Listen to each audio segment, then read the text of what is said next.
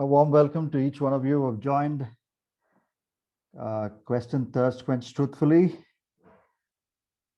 Um, yeah, we'll get started. Okay, let me pray and begin this exclusive time of questions. All right. Gracious Heavenly Father, we thank you for Question Thirst Quench Truthfully, QTQT as we call it. And we thank you that we have this opportunity to, Lord, listen to questions that real people have, believers have, day-to-day Christians asking questions about their day-to-day Christian life. And I pray that as I listen and as I answer, the Holy Spirit will help me. Remind me of the things that I've learned from your word, from my mentors, from my family, Lord. And I pray that these answers will help, heal, transform lives, and make us more like Jesus. In Jesus Christ, I pray. Amen. All right.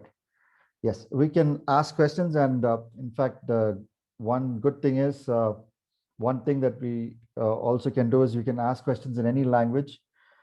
I speak English and I understand Tamil, I understand Hindi, I understand a bit of Malayalam, I understand a bit of Odia. So I can understand a little bit of Telugu.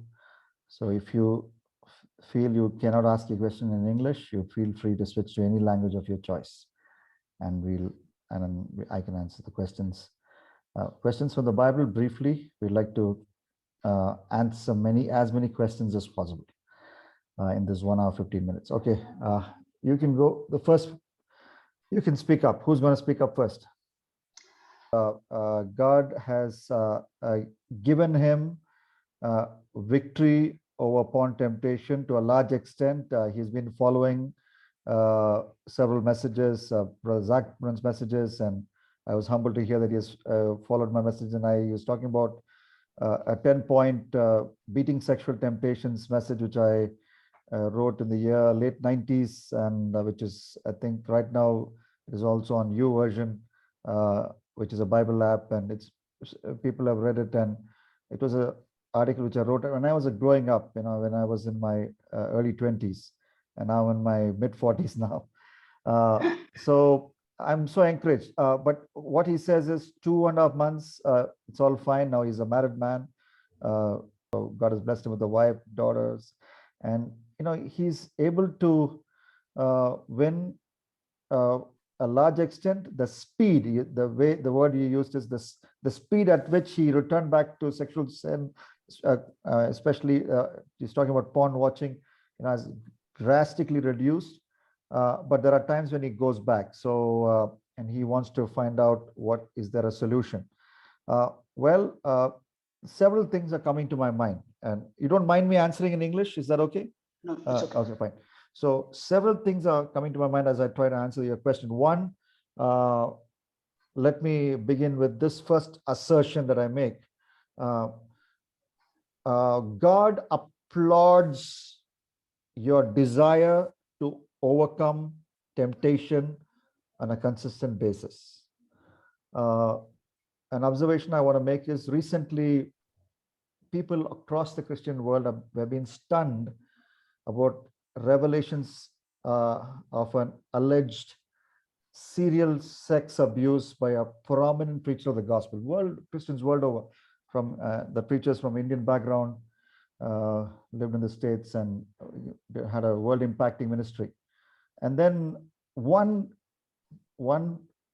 preacher made this observation about that preacher. He said, when you read 1 John chapter 3, there's a place, 1 John chapter 3, and there's a place, I think it would be verse 6, but definitely there in 1 John 3, where the Bible says, if you read that chapter, the Bible says a child of God cannot be in the practice of sin or habit of sin. So if this so-and-so preacher is being in the habit of sin and he's not fighting sin, but he's actually finding sin, not finding opportunities to sin, and not fighting sin, then that preacher said, according to 1 John chapter 3, and then that particular verse where it says you cannot have, there should not, a child of God should not have practice of sin, then even a salvation is a question mark. So on that front, I'm so glad that you're fighting to overcome sin, stay holy 24/7, and that is punching proof for me that you are a child of God. Having said that, okay, the second corollary question is there anything in the Bible that tells us that it's okay to sin once in 2.5 months? Okay, so in your case, it's porn watching. So can I say it's okay for me to lose my temper and use abusive language once in 2.5 months? Is it okay for me to once in 2.5 months to give one whack to my wife?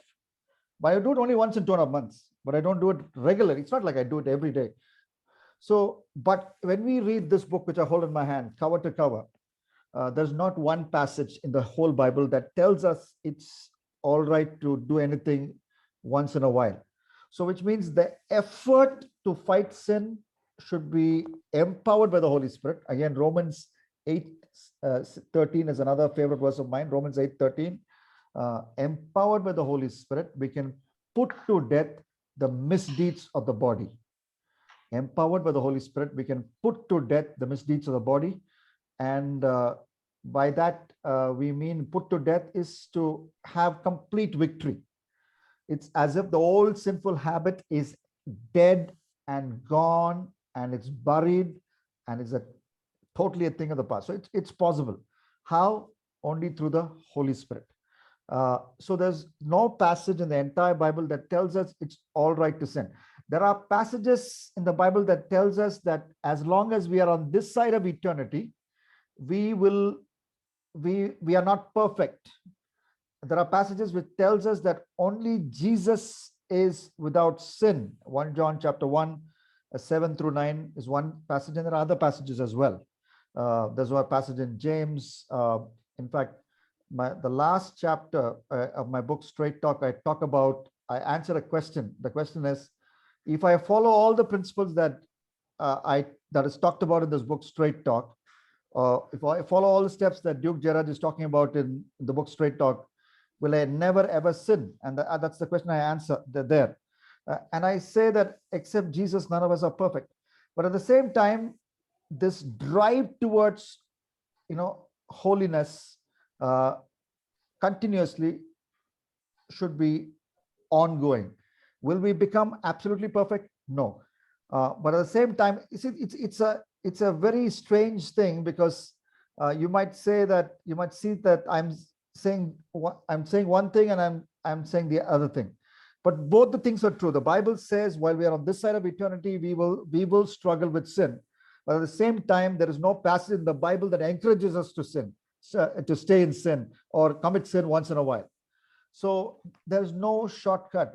That's the way to go. That's the way to go about it. That's the way to keep going forward. So if we trip and fall, there should be genuine repentance, and if we come to the foot of the cross and in confession. And if we don't confess, Romans chapter 2, 4 and 5 says, if we don't confess, if we don't repent truly, if we think it's all right, okay, once in a while I sin, then we store up God's wrath. Romans chapter 2, 4 and 5 is very clear. Store up God's wrath against it. It's not like the hyper-grace false teachers say, like the hyper-grace hell-populating preachers say. God is not smiling at us when we sin, as they wrongly say, as they mislead us. The Bible says we do not repent truly, and if we do not come back to Jesus, we store up God's wrath. Romans chapter 2, 4 and 5 is clear. So having said that, there's no shortcut. We just have to keep drawing from the power of the Holy Spirit. That's one thing. And then also have short accounts with an accountability friend. I often talk about Nathan's role in David's life. David had a prophet in his court called Nathan. David had a friend called Jonathan. So Jonathan was David's friend. Nathan was also his friend, because when David committed sexual sin, David committed sexual sin, Nathan came and narrated the story of how mutton biryani was prepared in Israel one day. Okay, it's a story we all know. And then he made David as the villain of that story. So David could have made human biryani out of Nathan. But David made that statement, which still sticks to my mind, in 2 Samuel chapter 12. 2 Samuel chapter 12, I have sinned. You read 2 Samuel 11 and 12, the story comes to our mind. And there we see, he says, I have sinned. And there's a full stop there. And David, in that way, allowed Nathan to confront him of sexual sin, and he repented of that sexual sin. And throughout his life, David never returned back to this act of, lusting after a woman who is not his wife. So much so, if you read 2 Samuel chapter 1, if you read 1 Kings chapter 1, there's a place where a woman is kept very close to David when he's in old age, but the Bible clearly says that he had no sexual relationship with her. David had a complete U-turn from sexual immorality, and that's one of the reasons why he's a man after God's own heart. So he inspires us, and he tells us it's possible to completely overcome that besetting sexual sin that keeps coming back, be it porn watching, be it sexting, be it anything. And we also should understand that as we read from the book of Revelation, Revelation 11, Revelation 12, I don't remember the exact reference, but it's there in Revelation, where the Bible says Satan knows his time is short, and he is now aggressively working. So since our time is short, since Satan's time is short, he will intensify his efforts to trap God's children, and we should not become tired of fighting sin, empowered by the Holy Spirit. Okay, so that's one thing. In fact, you asked a question that is good enough to spill. I can answer for 1.5, 15 minutes, but let me just finish with this. But the best way to overcome sexual sin or any sin in a consistent basis is to love Jesus, to know Jesus. And that is there clearly. 1 Thessalonians chapter 4, 1 Thessalonians chapter 4, 5, 6, 7. There's a phrase that those who do not know God, they are into all kinds of sins, including sexual sin. So the corollary is, if you know God, then you can overcome the sexual sin or all the other sins listed in 1 Thessalonians 4, where it also clearly says it is God's will that you should be sanctified or live holy, and especially in the area of sex and sexual sin. And the word know in the Bible is very significant, because in Genesis 4:1, Adam knew his wife and she became pregnant. So when that word know is used in our relationship with God, it doesn't mean that we have a sexual relationship with God. It means we have an intimate relationship with God. So the word know, used in the context of man and God, is spiritual. We have to have an intimate relationship with God. And the more and more we'll fall in love with Jesus, as a hymn says, the things of the world will grow strangely dim. And the things of the world will grow strangely dim, and we can overcome sexual temptation, porn watching, or any other sin. But I'm so happy to listen to your story, and soon you will be able to testify that that God has given you the power to overcome this particular problem that you talked about, porn watching. And for some other person, it could be something else completely, and once for all it's gone. So that would be my response. All right. Thank you. All right. We can still talk over WhatsApp. Sometimes if I don't respond quickly, it's because I'm traveling or I'm in the middle of a writing assignment which has a deadline. I need to send something to a publisher. So, but please be patient with me. We can dialogue on this a little more. Okay. Thank you for that question. And yeah, can we have the next question asked, please? And let me drink some water.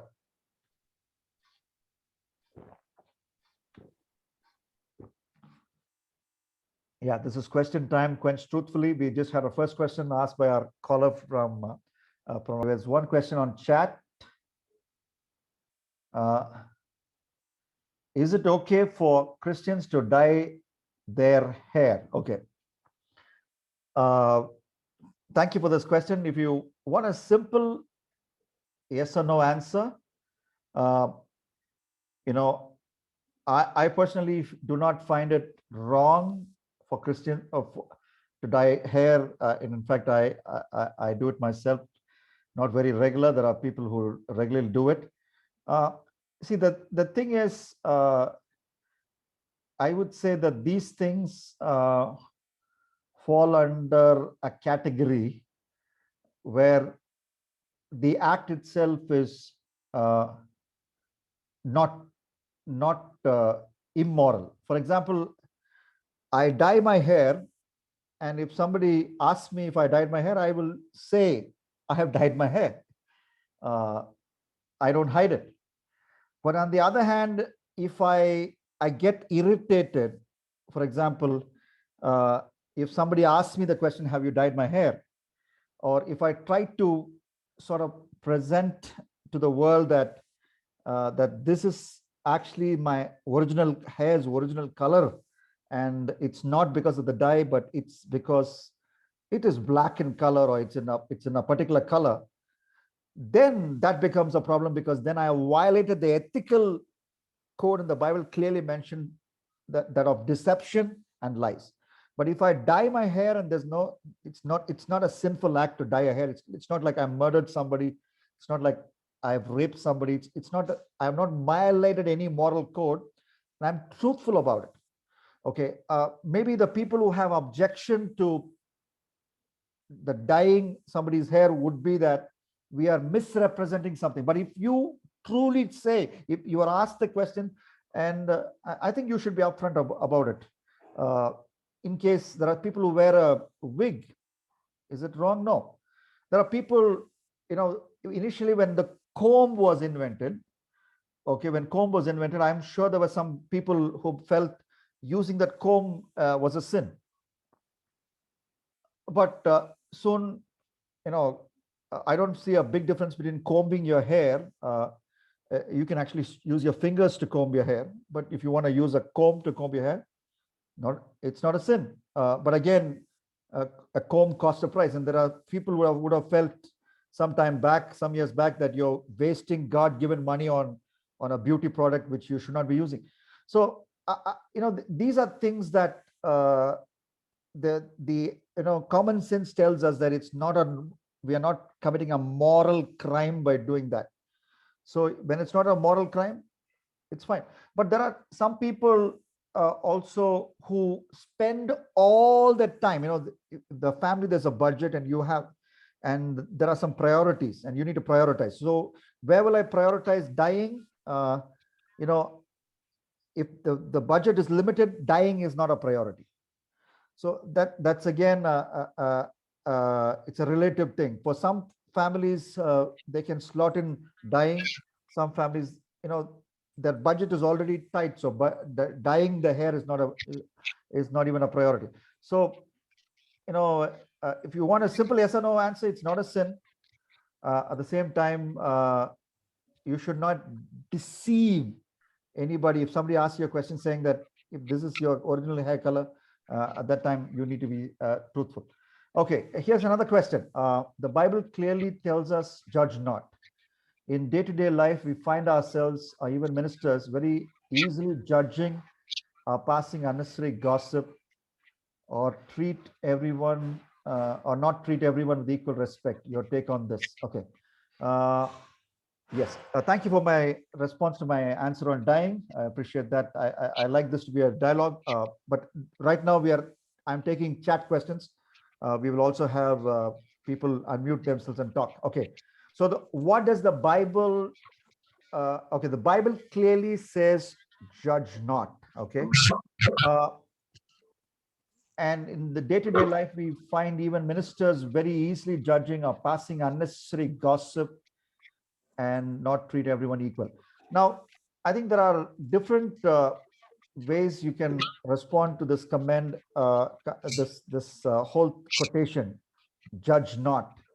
Okay, when the Bible says judge not, it is said in the sense of you realizing your sin. You should be the first one to self-reflect and realize your sin. So you need to take the log in your eye before you try to take the speck in somebody's eye. So the imagery is memorable, and so on and so forth.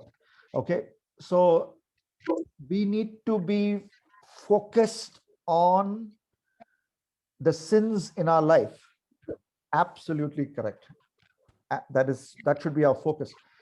Psalm 139, if you read the full psalm, the scripture says that we must ask ourselves, ask God in our prayer time, see if there is any wicked way in me. So as a Christian, one mark of maturity, one mark of growing holiness in our life is self-reflection, seeing if I am pleasing God in every area of my life and spending time in God's presence.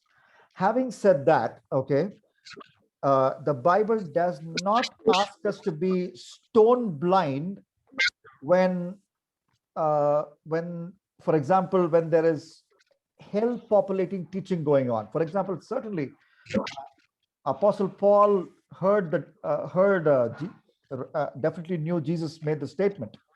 But Apostle Paul, and he wrote 13 books of the New Testament, 13 New Testament books. There are times when Apostle Paul takes the names of false teachers and he talks about the false teaching that they taught, and he warned the church to be careful, inspired by the Holy Spirit. And not only that, Apostle Paul, I just talked about recent WhatsApp quote posters. My volunteers helped me make those posters, where I talked about 2 Corinthians 11:1, where Apostle Paul says, "Follow me as I follow Christ."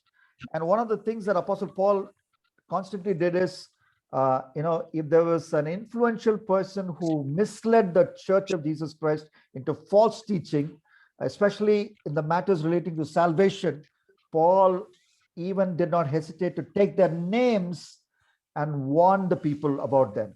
So some people would use judge not, and the moment a present day preacher tries to do what Paul does, they would say, no, he's judging. Paul read what Jesus said. Okay, he understood it. But at the same time, even though he read that, he felt there was a need to protect the body of Christ, especially the believers that God gave him influence and leadership over, from hell populating false teaching. So that is not, I wouldn't categorize that under judging. For example, there can be two categories. One, someone who is not you, okay? Someone who is another person. It could be a pastor, it could be a famous evangelist, it could be an influential Christian leader in your city, known in the city, known worldwide, known throughout India. If he is directly teaching things that are contradictory to God's word and people believed it, that will affect their salvation. I think it's the responsibility of the body, of members of the body of Christ, to warn others about it. Okay, I personally, the approach I take is, there are times when I don't take names, but there are, in extreme cases, sometimes in personal conversations and sometimes through hashtags and other things, I do take names. That's because if it's a very serious false teaching, I eventually will end up taking names. But otherwise, I'm generally warning people. Why am I doing that? Because I need to follow Jesus the way Apostle Paul followed Jesus. And that's not just in 2 Corinthians 11:1. In another Bible study, and if we have time, Paul says the same thing another 4 times. 5 times in the New Testament, we are told to follow Jesus the way Apostle Paul followed Jesus. So, and then there's another place where it says, evaluate prophecy. Prophecy, the rough New Testament the meaning for prophecy is anybody inspired by the Holy Spirit preaches the word of God. That is prophecy. Okay, and if that is not in line with God's word, we must speak up. But when you speak up, we speak up not arrogantly. So that's why we must understand that. So if I correct somebody's false teaching, help populating false teaching, I would be the first person to admit that I could be preaching that false teaching, but for the grace of God. And so we need to have. I could be in a scandal, but for the grace of God.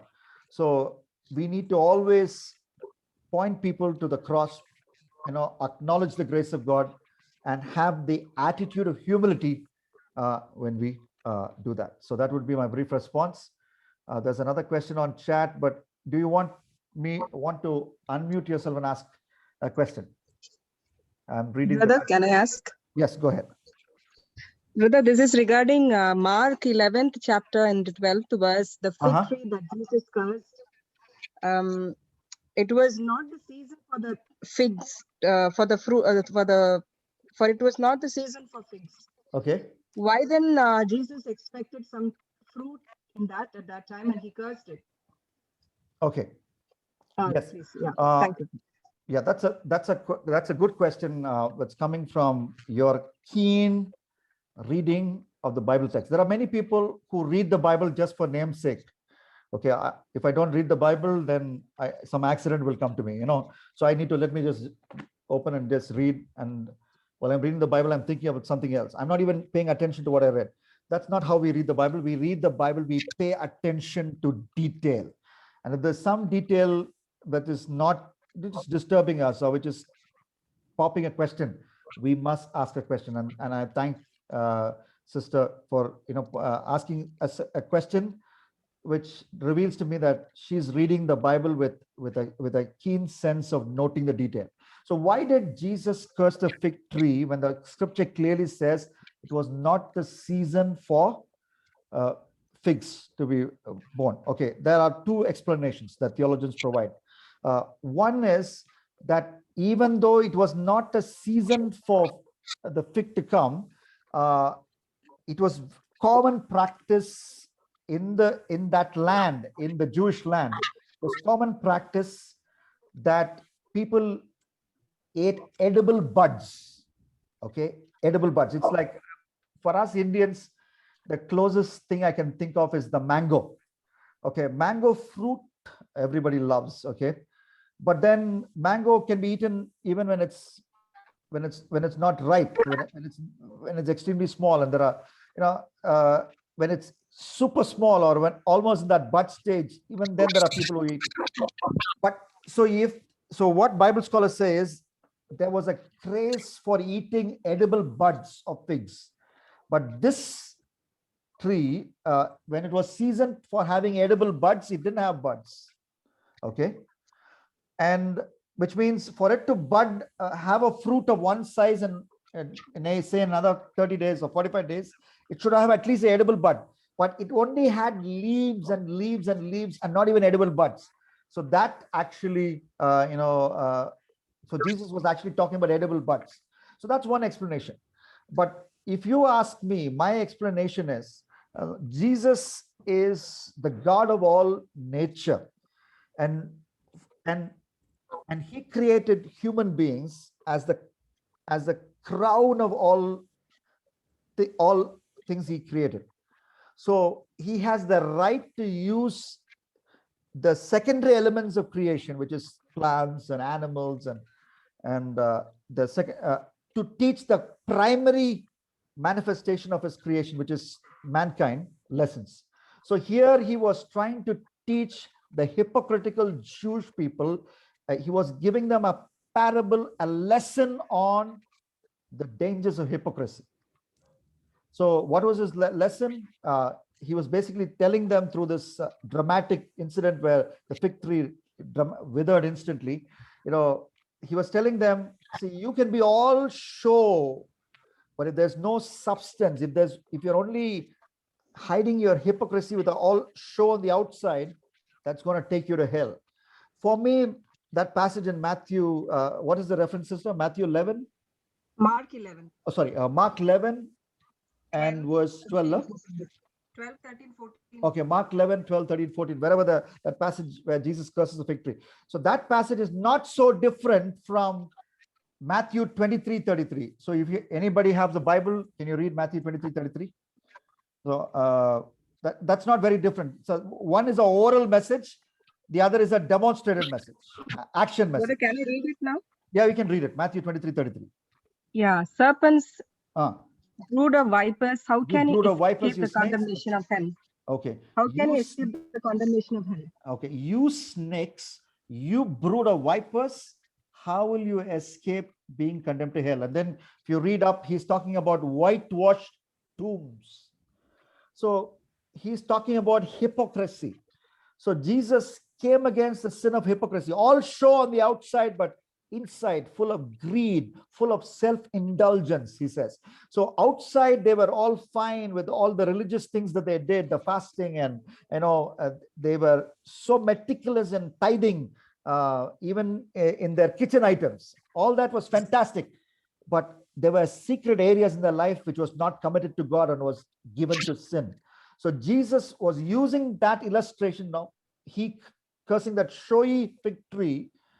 Okay, that fig tree, there are cross references where the Bible compares nations to trees, and there he was talking about the Jewish people, the Jewish nation, or the Jewish people who knew about Jesus, who had heard Jesus, who had the opportunity to listen to Jesus live. So they were that people group, or the people of the Jewish people, or the people of Israel. They were that tree, and Jesus was repeating what he said elsewhere through sermon. He was doing a demo by cursing that fig tree, and he had the right to do that. I don't have the right to do that because I didn't create the fig tree, but Jesus created the fig tree. In the Old Testament, he would use a whale to swallow something, swallow Jonah, and then in the New Testament again, Jesus sent the evil spirits onto the pigs. So Jesus often used the second strata of creation, the animals and the plants. God often used the non-human aspect of creation to teach the humans who were the premier expression of his creative power lessons on spiritual living. So that would be my my response. Thank you, brother. Okay. All right. Thank you. Thank you for asking that question, and I hope these answers are helpful. Okay.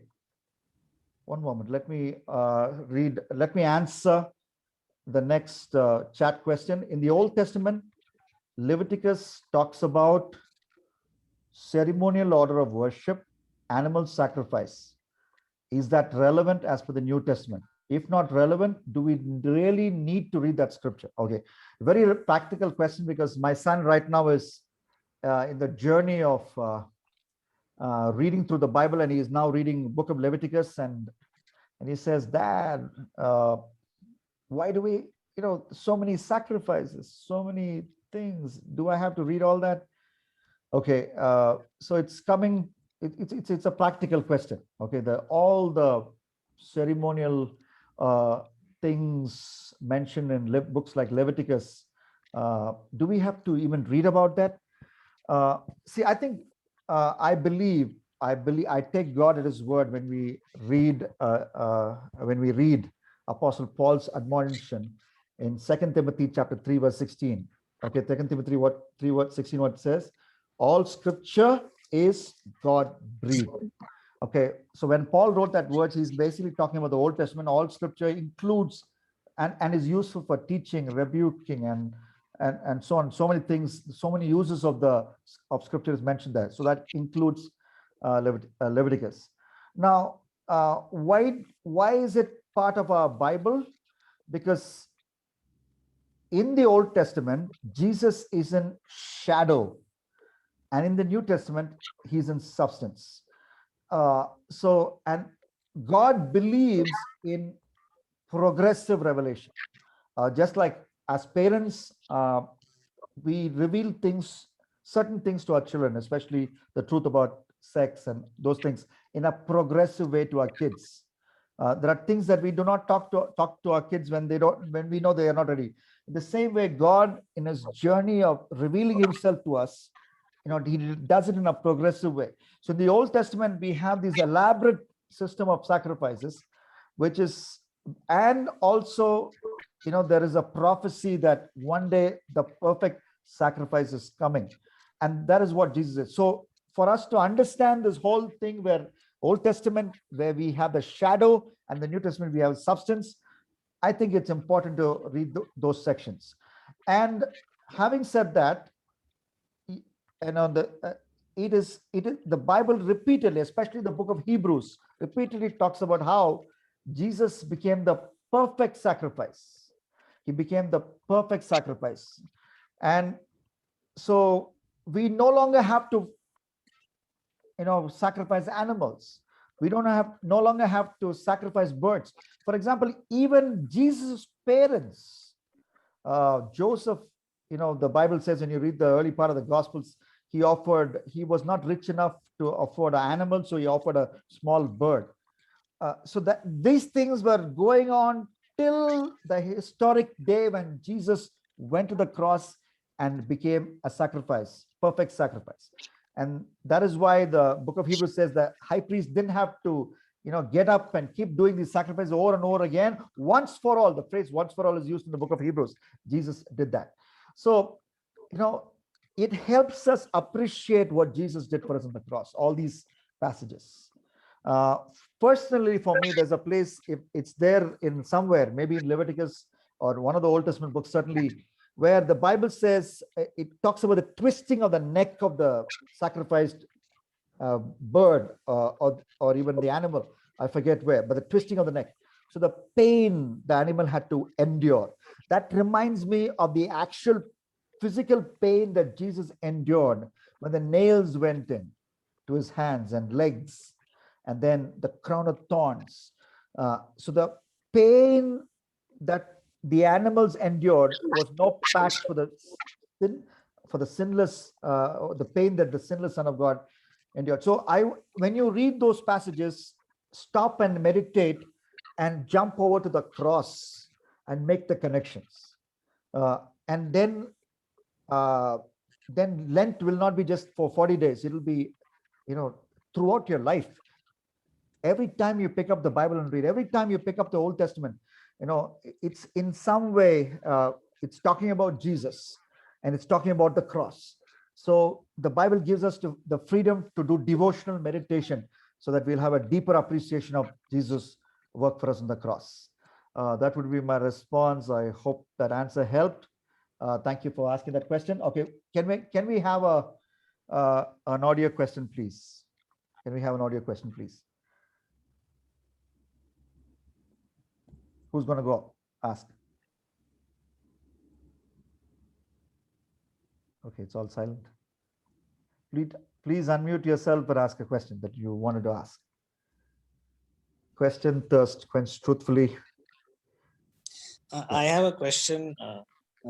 So actually, the thing is, a lot of people believe that the Earth is only 6,000 years old, chronologically, as per the Bible chronology. So, because somebody asked this question to in a youth camp in Satal, it's in UP. We used to have these camps, and so I think this question is important because people have questions which we can or we cannot answer. So I just wanted to ask you this question straight away, though probably I know the answer, but just to help me answer others, when they ask this question. Yes. How old is the Earth?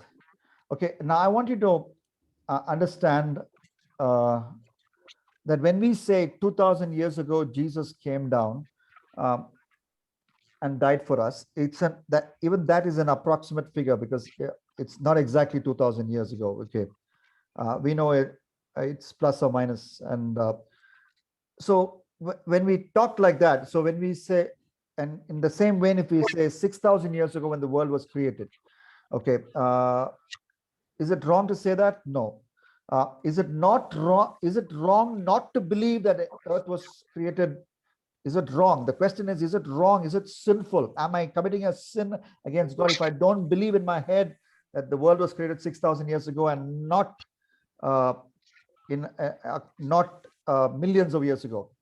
Okay, so these are questions that we've been asking. I think the more important thing to believe about creation is that God created us. And in fact, that is outlined in several of the Psalms. It is, we didn't create ourselves, but it is God who created us. And it's there in Genesis, it's there throughout the Bible, it's there in the New Testament. So we didn't come because we evolved out of a monkey. We didn't come, it is God who created us. So the Bible is clear about that. So talking about the 6,000 years, there are people who are genuine believers, evangelicals, who Bible believing Christians and Christian leaders who are on both sides about when it comes to the age of the earth. And one argument for believing earth being older than 6,000 years or however long is they talk about the length of the seventh day, the length of the seventh day, and they say the seventh day did not seem to be exactly 24 hours. In fact, and I don't have the time to take you through all the arguments for it. So they talk about the seventh day, and they talk about references in the New Testament. Peter's writings, one day for God is equal to 1,000 years, and so on and so forth. So there are some references that they take to argue for a much older earth. Okay, I think these arguments are important, but they are not, if you believe this or believe that, you don't lose your salvation. It's not salvation altering, it's not eternity altering. For example, there is a series of books that I keep in my library. It's just beside, just behind me, in my small library here, where it talks, where there are a number of books on number of key theological debates that the church has had over the centuries. So 3 views on the rapture is one title, 2 views on women in ministry, okay, 3 views on the millennium. So I don't bother. There's only one book that really bothers me. There is 3 views on hell, and then one view is the people believe in purgatory, and now the recent trend is people believe in you can go to hell and then come back to heaven. That I have a big problem when you have too many views on eternal destiny, because the Bible clearly talks about eternal conscious punishment in hell. Revelation 20 and verse 10 is very clear. Revelation 20 and verse 10 is very clear. Revelation 14 and verse 11 is very clear.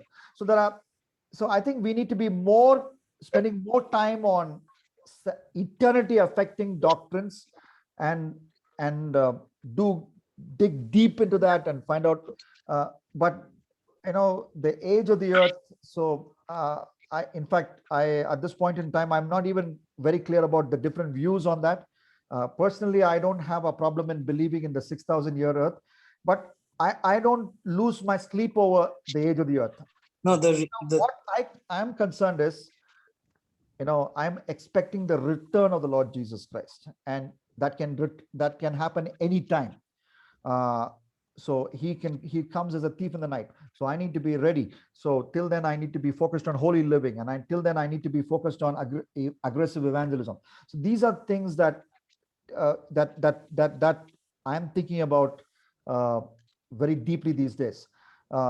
Should you read deep into the theories about the age of the earth? You can, but what I'm saying is that's not something that defines somebody's salvation. I hope that is true. I agree with you. Yes. The only reason I asked was people have. Sorry if I'm taking some more time. You can take a minute. Yes. Okay. Yeah. So because the lady who asked this question was a non-believer. She did not know Christ. Okay. And she asked, actually, I don't know if you know Reverend C.B. Samuel. He was the speaker, person who was speaker. Yeah. Okay. So she asked this question, so and he of course, yeah, and she never came again. She never came back to church again. So that was very disturbing to me. So I don't know, whether See, for the a thing person is, who there are, doesn't know. okay, I understand. I mean, now I'm getting a little bit more about the context. If a non-Christian asks this question, Yes. I would say my response would be the Bible is a book about God's search for lost humanity. So from Genesis to Revelation, that's the story. The Bible does not attempt to answer all our scientific questions, though all the things that it mentions, okay, none of it is unscientific, okay. But the Bible is not a science textbook. The Bible actually, right from the first sentence, it doesn't even try to argue for the existence of God. The Bible assumes the existence of God. And of course, during the journey, it does say the fool says in his heart there's no God. And then the book of Romans, the Bible gives us a argument for the existence of God, talks about conscience within, which is there in every human being, that tells us about the moral lawgiver. So if every human being has a conscience, then it assumes that there's a being outside humans who wired every human that way with a conscience. So the Bible does give us arguments for the existence of God. And I'm sure there are verses that support 6,000 years of earth, though we can't tell the exact days and number, but approximately, okay, young earth and old earth and whatnot. But the Bible is not about young earth and old earth. The Bible is about Jesus Christ and what he came to do, and his sacrificial death on the cross, and his loving call that we must repent of our sins and come to him. And if we have done that, the Bible is about calling the believer to living a holy life and using all our time, talent, and treasure for the work of the propagation of the gospel. This is the main thrust of the Bible. So the Bible is not setting out to answer all of the questions we have about science and the origin of the earth and all that. That's not even the purpose. What is important about the origin of the earth is that God created us, and because God created us, because God is a moral being, we too have a sense of right and wrong, and so on and so forth. So it's a big subject, but that would be my response. So if that person stopped coming to church, I think we must figure out some other way to engage that person. We can't straight away assume that it's because a non-satisfactory answer was given to her. In fact, there are many people who try to put a facade of scientific objections to the Christian faith, but deep down, what the real problem is, they don't want a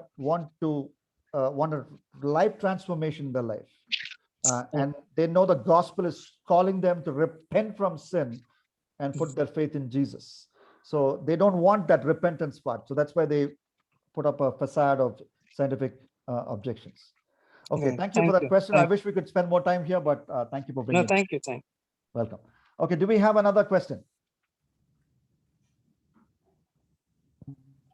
Hello, brother.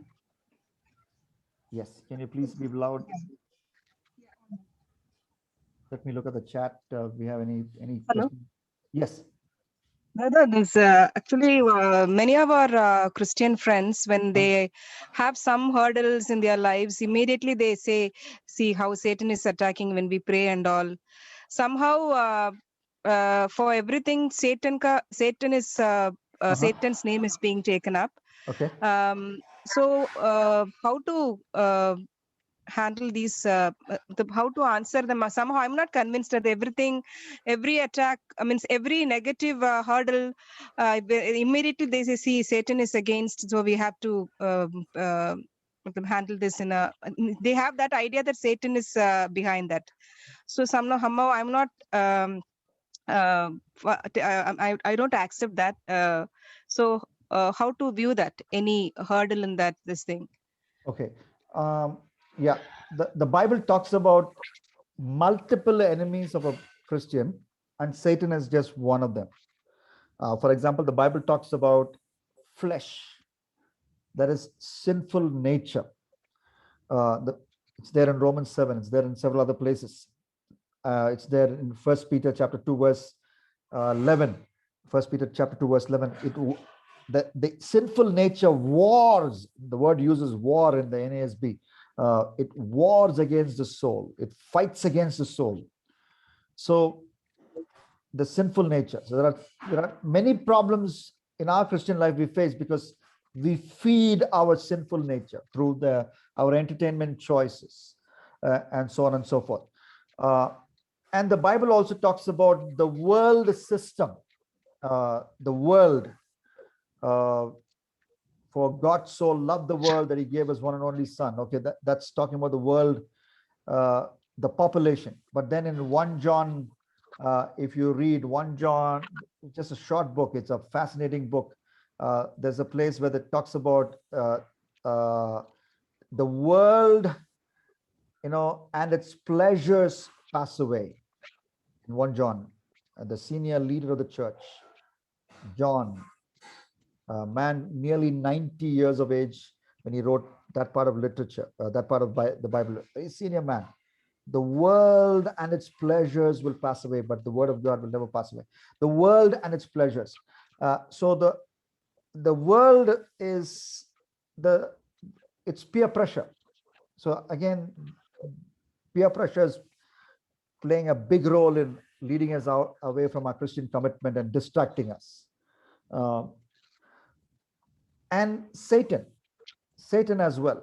Now, Satan is there's a mistake when it comes to our understanding of Satan that we commonly make. We either overestimate him or we underestimate him.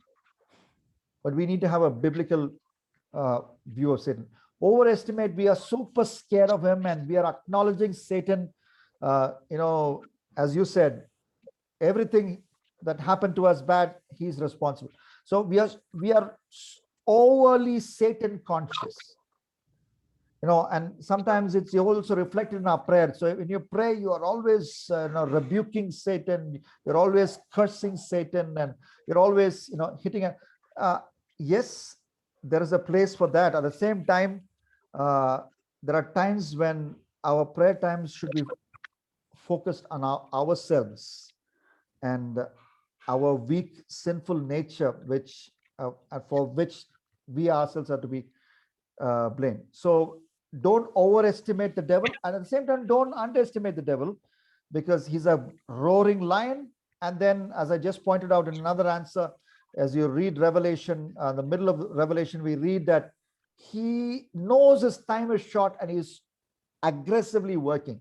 Satan does not procrastinate, thinking that he's got a lot of time to work. In fact, from Satan, we learn one good thing: not to procrastinate, because in the book of Revelation, he knows his time is short. The scripture says that, and he's working very actively. So we should not forget that as well. Now, only on the day of judgment can we be certain, okay, can we certainly say that, okay, let's say an act, somebody is raped or a terror act is committed, maybe something horrible has happened. Only on the day of judgment we can surely point to the source of it. Okay, we can dissect and say, okay, this came because of sinful nature, and this came because of the world and peer pressure, and this came because of Satan, or it's a combination of all three, or 90% of Satan and 5% of sinful nature and 5% of the world peer pressure. So only on day of judgment, God knows this, will these things be revealed. So till then, I think it will do us a world of good if we maintain a humble attitude where we are not sure. It could be a work of Satan, yes, possible. We can't for sure say it's not Satan. It's possible. And I think since we are humans and sinful nature is within us, it's good to be self-focused and ask for an overdose of the grace of God, so that we can overcome all those sinful natures and be on this deliberate journey to become more and more like Jesus on this side of eternity, before the return of Jesus, before our death. All right, I hope that answer helped. Even when we are in the center of the will of God, as we had already mentioned, Okay, your voice is feeble. I'm so sorry. Hello? Yeah. Is it okay now? It's okay now. Yeah, correct. Okay. No, 2-3 weeks back, you had mentioned that only God allows it. Satan cannot attack us like that. Yes. Only God allows it. So, like in the case of Job. Yeah, that's right. Thank you for reminding me of that, because in Job chapter 1, Satan also cannot act unless God gives permission. But the thing is, we have it in black and white in the book of Job in the case of Job. But here and now in 21st century, we can only imagine, or we can only suppose. So we know for sure in Job's case. So here and now, when we analyze different acts, only God knows for sure. That's what I'm trying to say. Okay, yes, brother. Thank you, brother. Okay, but otherwise, Satan cannot do anything without God giving permission. That is there. That truth is. That's what for a believer. Yeah, for a believer. For a believer. Yeah. Even otherwise, see, Satan has to. For example, when the story of the pigs going, Jesus sending the demons to the pigs. Okay, that person cannot strictly be qualified. The demonized man is not even a believer. Jesus ministered to him. The demons came out and went to the pigs, but they took Jesus's permission. So everything they do, they need to get Jesus' permission. So, but we hear that from Jesus' mouth. And about Job, it's an inspired word of God.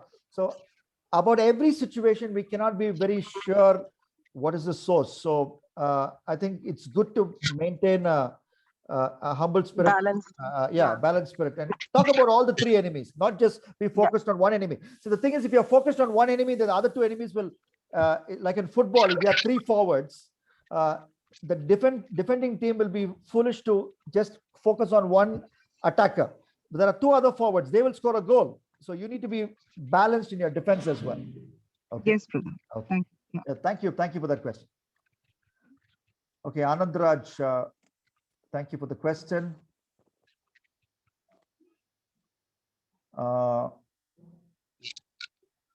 Okay, I will answer that. Give me a moment. I will answer that. I will answer your question. I will just give me a moment.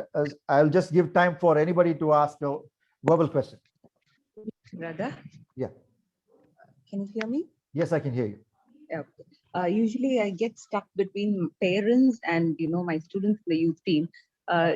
In regards to tattoos and, we usually take, I think most of us have Leviticus as the guidelines when they have tattoos or piercings and things like that. But the kids say it's a relationship between me and God is more important, and I know what I am tattooing. And what would you tell on this? Yeah, I have addressed this question on tattoo on other forums, but it's a common question. Thank you for bringing it up again. See, there are to come straight to the point. In the New Testament, there is no passage that strongly speaks against tattoos. Okay, so that is what people who don't find tattoos sinful say. And then I sort of concur, because this is my favorite story about tattoos. See, on the day of judgment, if God is going to judge, and let's assume it's a day of judgment, and Priyanka Chopra is standing before God, and as everyone will, and God says to Priyanka Chopra, this is just an imaginary story. Okay, I am very upset with you, and I'm going to send you to hell. And then Priyanka Chopra asks, why will you send me to hell, Lord Jesus? And he says, because in your hand, you put a tattoo which says, Daddy's little girl. You can Google the story. Priyanka Chopra Jones, husband's name. She's married to an American. Priyanka Chopra Jones. Okay, she's got. In fact, she talked about it in her book. She's released a book, an autobiography. Okay, and she has in her wrist a tattoo, Daddy's little girl. So is Jesus going to send her to hell because she put a tattoo, Daddy's little girl? I don't think so. But there are choices of movies that she may have made, and choices of scenes that she she may have done in the past choices which are dishonoring to God, those are more important. Okay, those will come in direct contradiction to clear-cut clarion calls in the New Testament for sexual purity and holiness. So in the New Testament, there is no clear teaching, and then all these ceremonial laws, okay, are fulfilled in what Jesus has done for us on the cross. So there are actually many of them. There are over 600 of them. There are several ceremonial laws which we don't follow. For example, there is a law in the Old Testament, if you strictly follow, you can't wear a terry cotton shirt. It should be of only one variety. It should be 100% cotton or 100% something else. You can't mix garments. But that law was given in the Old Testament because the Old Testament people, they worshipped an idol, and that idol was pleased when you mixed up things of different kinds. So, and the people of Israel were trying to worship that idol by mixing up things. So for them, God said, don't mix it up. And in that same context, the Bible says men should not wear women's clothing, women should not wear men's clothing. Okay, again, those commands were given for people then and there because there's a background story, and the moral of that story is do not copy the evil customs of the people around. Okay, so a loose thing would be, okay, if Paul was alive now and he's writing under the inspiration of the Holy Spirit, he might write a command: when you buy a new car, don't put a lime in front of the front wheel and drive over it. Why? Because people around might do that as a way of appeasing their gods. Okay, so for me the moral is more important than the act here. So that there is a reason why the Old Testament did not say a tattoo was wrong, and that is not rehammered in the New Testament. So I don't want to be dogmatic about saying it's wrong, it's not something you should do.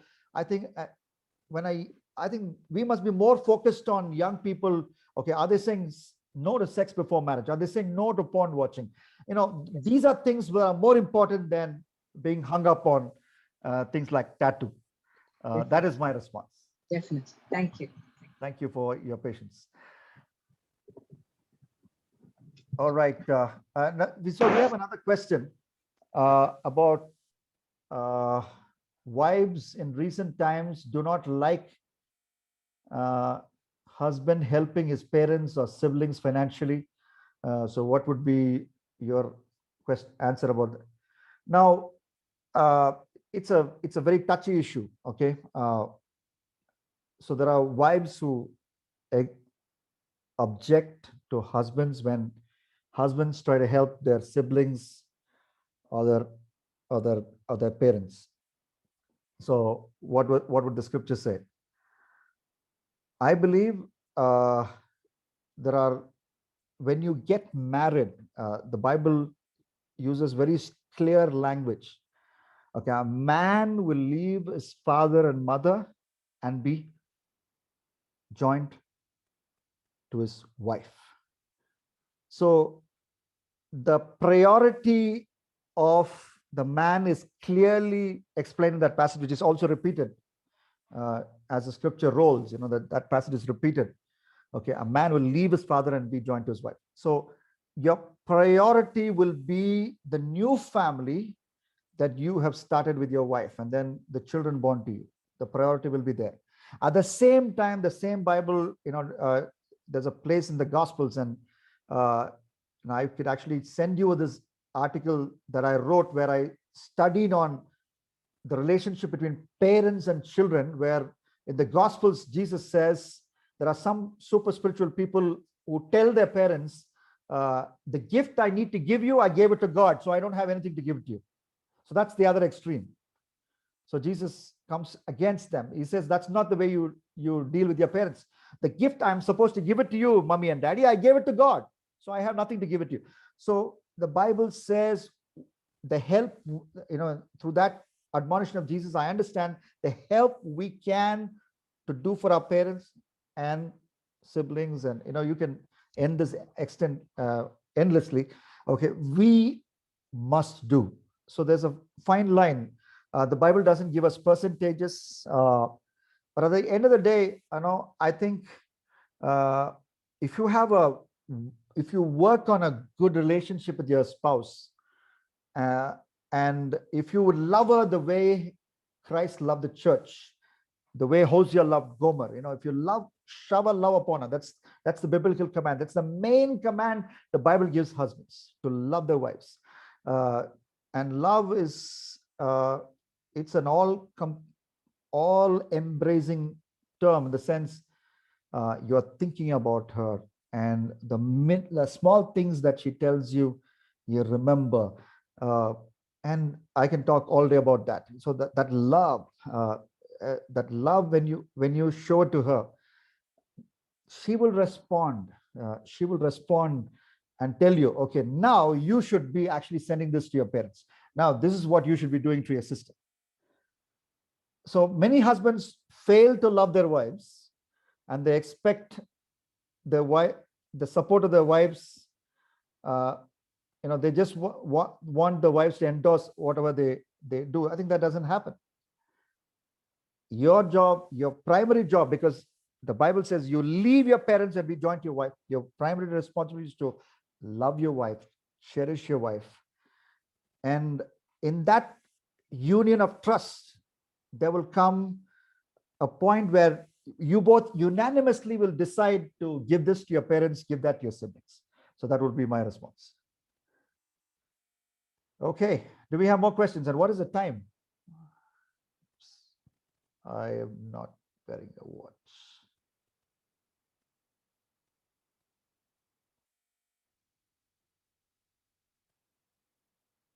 Okay. Do you have more questions? Okay, there's another question here. Yeah, thank you for your patience. Okay, thank you. Note, thank you for your thank you note. Yeah, we just have 3 minutes more, and we are going to pray and close the session. I'm going to ask one of you to pray and close the session. Okay. Arpan, are you there? Can you lead us in prayer? Arpan Paul, can you please unmute yourself and lead us in a brief word of closing prayer?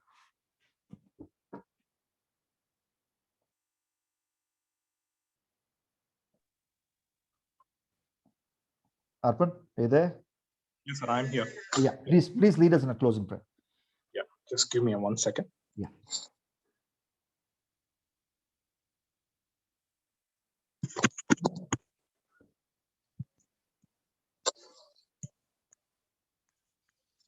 Oh, gracious Heavenly Father, thank you, Lord, for this wonderful time. Thank you, Lord, as we come to your throne of grace, for giving us this time to share our ideas and thoughts about the scriptures. Lord, thank you for this wonderful time that you gave. Lord, thank you for Anna's, Duke Anna's knowledge on the scriptures, the command on the word of God. Lord, thank you for this wonderful interaction, Lord. Lord, whatever the meetings or the gatherings that we attend, Lord, it's a one-way conversation.